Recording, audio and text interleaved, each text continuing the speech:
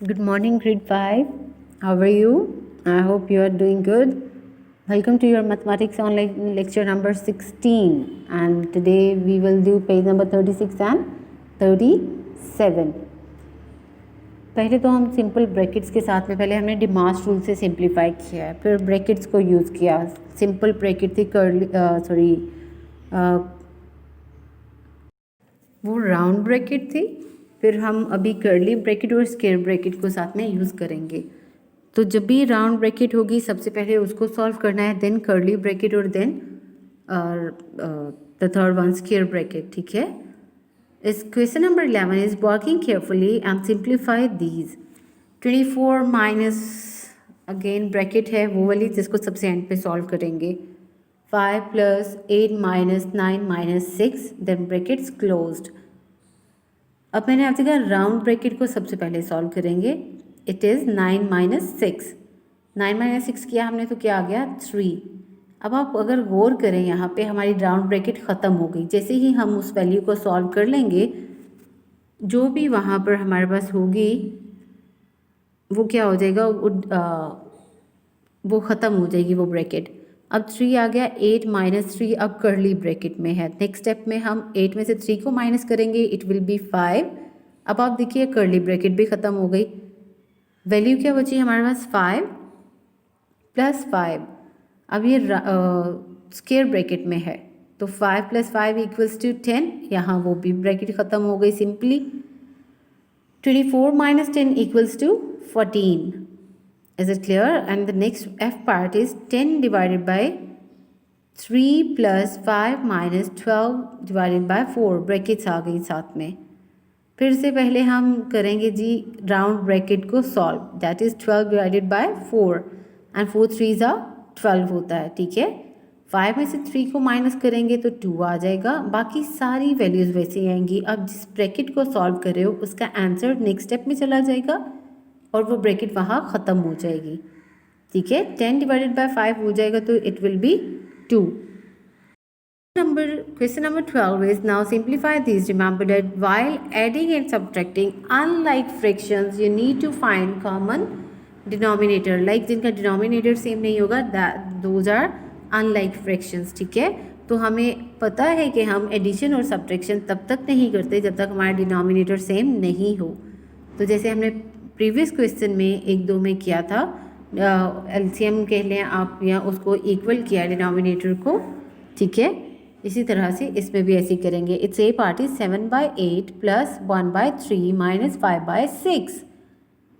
7/8 plus, अब देखिए 3 और 6 है ना हमारे पास, सेम तो नहीं है. मैंने आपको सिखाया था ईजिएस्ट वे ये है कि आप जो स्मॉलर वैल्यू है उसको ग्रेटर बनाने की कोशिश करें. अगर नहीं हो, अगर उसके टेबल में वो लाई नहीं कर रहा है तो हम दोनों वैल्यूज़ को आपस में मल्टीप्लाई कर देंगे. ठीक है. फॉर एग्जाम्पल यहाँ जैसे 3 मल्टीप्लाई बाय 2 6 हो जाएगा ना, हमारा इक्वल आ जाएगा. अगर आप नीचे 2 से मल्टीप्लाई करें तो आपको ऊपर न्यूमरेटर में भी 2 से मल्टीप्लाई करना पड़ेगा. After multiplication it will B 7/8 plus 2/6 minus 5/6.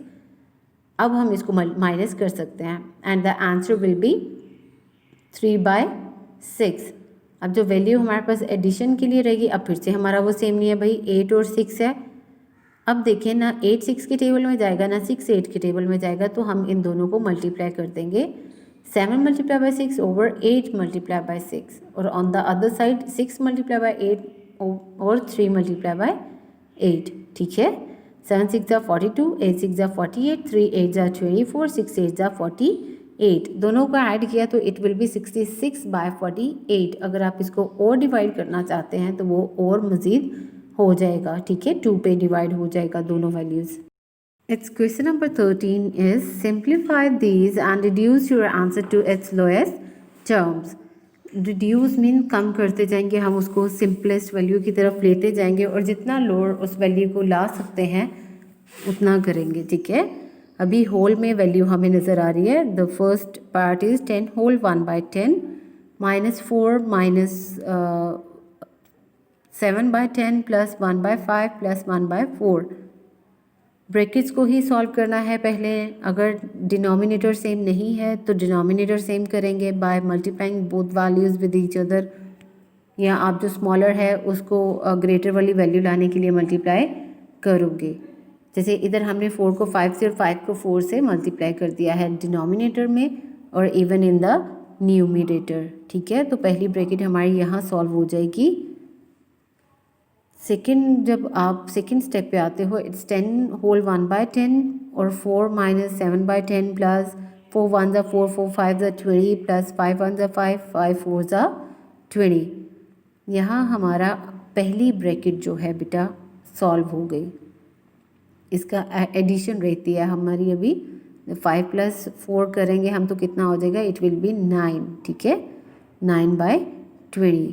तो नेक्स्ट स्टेप में जब हम आ रहे हैं, अब फिर से हमारा डिनोमिनेटर सेम नहीं है जो कि हमें सेम करना है, तो फिर क्या करेंगे हम 7/10 को 2 से मल्टीप्लाई कर लेंगे 20 लाने के लिए। ठीक है, हमें डिनोमिनेटर को सेम करना है, तो 20 हो गया दोनों साइड पे, 7 2 ज़ा 14 हो जाएगा। आफ्टर डैट अब हम 14 प्लस 9 करते हैं तो इट विल बी 23/20।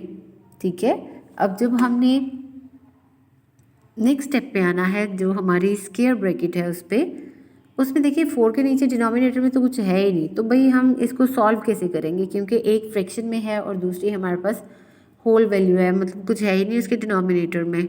तो जब ऐसी कोई वैल्यू होती है उसका डिनोमिनेटर हमेशा हम खुद से सपोज करते हैं दैट इज़ 1। ठीक है, अब 1 को, अब यहाँ 1 की साइड पे भी तो 20 लाना है, तो हम क्या करेंगे, डिनोमिनेटर न्यूमिनेटर दोनों को 20 से मल्टीप्लाई कर देंगे। ठीक है, 4 20s are 80 and 21s are 20।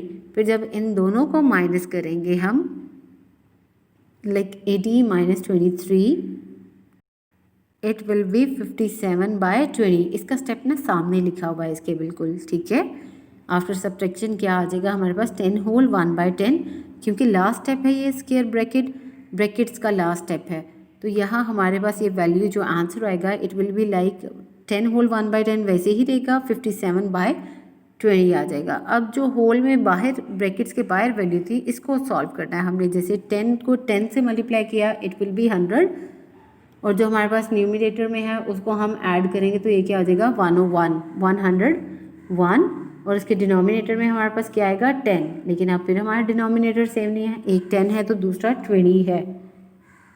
अब जो फर्स्ट वन है उसको भी 20 बनाने के लिए हमें उसको 2 से मल्टीप्लाई करना पड़ेगा, ऊपर भी और नीचे भी। The answer will be 202/20 minus 57/20। जब हमने उसको सब्ट्रैक्ट किया तो it will B 145/20। Question number 14 is simplify. Now simplify these.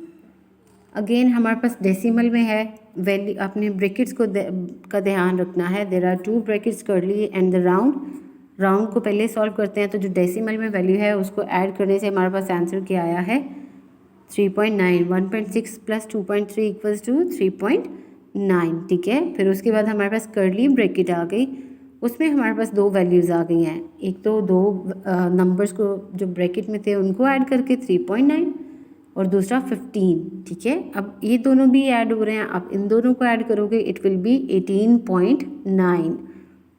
जब उसको 100 से मल्टीप्लाई किया, देखिए पॉइंट के बाद एक वैल्यू है बेटा, तो सिंपली इट विल बी 890। 100 से मल्टीप्लाई कर देंगे इसको, 1890 आंसर आ जाएगा। Question number 15 is now simplify these sums involving decimal fractions. Remember to place your decimal point carefully. Same जैसे अभी हमने प्रीवियस क्वेश्चन किया था उसी तरह है।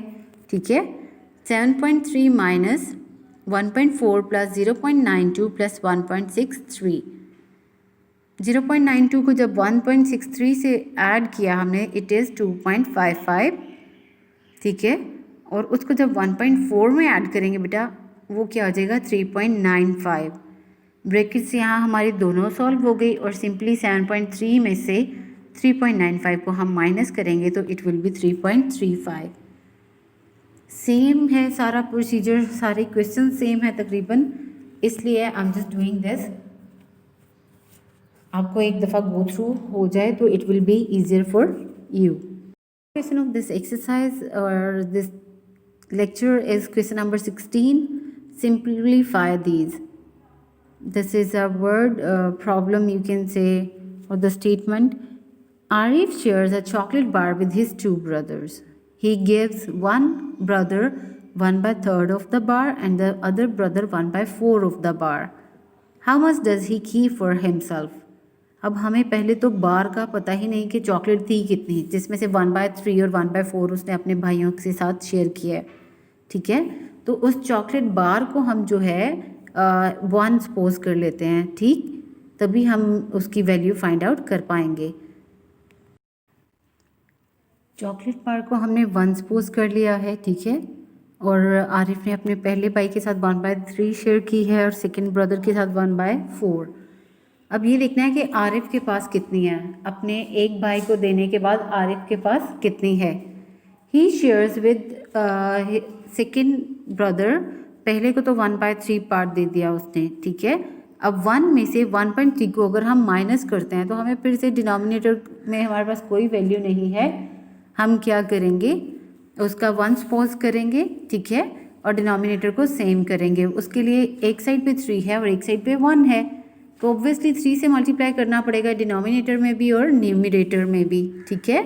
तो 3 1 जा 3, 3 3 जा 3 1 जा 3, अगेन 3 1 जा 3 एंड -1/3 हो जाएगा, ठीक है। 3 में से 1 को माइनस किया तो हमारे पास क्या रह गया, 2, इट्स 2/3। अब पहले भाई को तो का देने के बाद जो हमारे पास बची 1/3 पार्ट देने के बाद क्या बचा, 2/3 रह गया उसके पास, ठीक। अब उस 2/3 में से उसने अपने दूसरे भाई को 1/4 पार्ट दिया है। अब हमें उसकी वैल्यू कैलकुलेट करनी है। 2/3 में से 2/3 हमारे पास चॉकलेट बची, उसमें से उसने 2/3 में से 1.4 जो है पार्ट दिया है, तो उसको सारा असेंबल करने के बाद हमारे पास क्या आ गया, 2 1 जा 2 एंड 3 4 जा 12, ठीक है, मल्टीप्लाई हो गया ना उसको। और फिर अगर हम देखते हैं बेटे अब एक सेकेंड पे एक साइड पे हमारे पास वैल्यू है 2/3, on the other side it is 2/12। फिर से उसको इक्वल करना है और हमें पता है 3 4 जा 12 हो जाएगा, तो हम नीचे भी 4 से मल्टीप्लाई करेंगे और ऊपर भी, तो ये क्या आ जाएगा, 4 2 जा 8, 4 3 जा 12, उसमें से वैल्यूज़ को माइनस किया, इट विल बी 6/12, और फिर जब हम उसको भी शॉर्ट लिस्ट करते हैं तो इट विल बी 1/2। तो आरिफ के पास कितनी चॉकलेट बची है, इट्स 1/2 यू कैन से, और इट्स हाफ, ठीक है। आपको अगर इसमें कोई भी प्रॉब्लम हो you can send message in the group. See you in the next lecture. अल्लाह हाफिज़। नेक्स्ट